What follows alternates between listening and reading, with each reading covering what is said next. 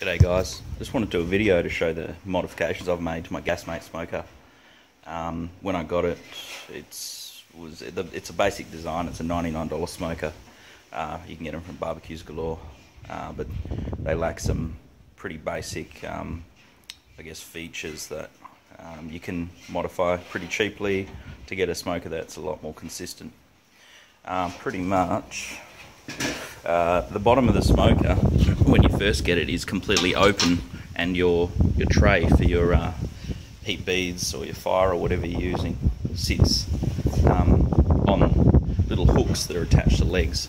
So pretty much what I did was I enclosed the bottom with some checker plate, and the legs by design actually sit on the inside. They actually have hooks that hold your bowl for your heat beads in.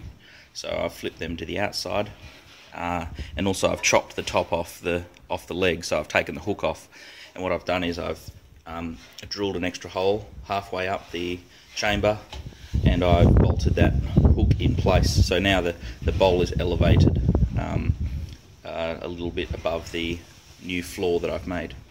The next mod I did was add these 1-inch flow valves.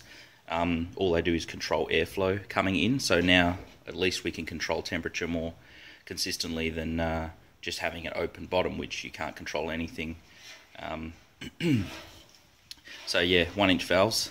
And then for the next step, I moved, this is the standard position for the first rail, which is where you put your water bowl. I've moved that up away from the source of heat.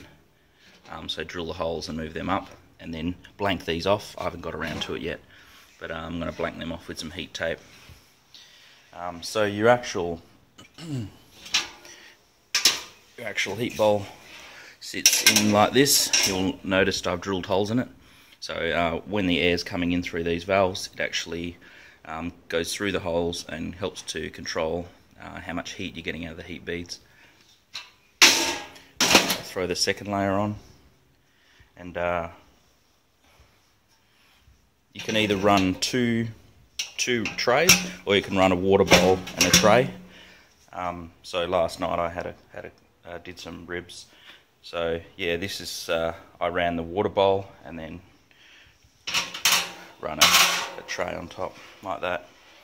And with the design, with moving the water bowl placement up, it's a little hard to get in because it's got to make it past these hooks for your rack. But yeah, it's not too bad. You just got to play with the angle till you get it in. So, but it does mean that you have to put the bowl in, then fill it with water. You can't just fill it with water first and then put it in, because of the angle the water comes out. And then finally, you've got the lid. I keep the standard exhaust. There is roughly 2 inches of exhaust out of those 6 holes, which is equivalent to the intake, which is good. And I've just bought a aftermarket thermometer. And then what I did was got a digital probe. I borrowed one, and I got put the heat beads in, and got it to a consistent temperature with the valve. I left the valves fully open, put the probe in, and then see what the probe gives me. The probe gives me about, I think it was about 100 degrees, almost exactly.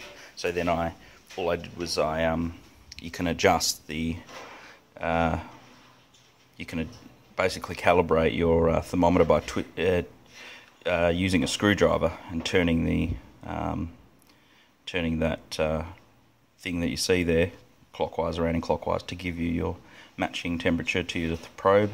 On the stock Gasmate one, there's a bolt. You can turn that bolt and it also calibrates. So now I know I've got sort of an average of 2 thermometers now to know what my temperature is. That's pretty much all the mods you need. The only other mod I would do is attach a fan to one or both of the 1-inch intakes. That would allow you to really crank up the heat if you wanted to do some roasting. Most of the cooking styles I do is ribs, which if you've looked it up, it's 225 degrees Fahrenheit or 108 degrees Celsius. So, and that's what it currently sits at for me, so I'm just leaving it like that. Alright, hope you like the mods.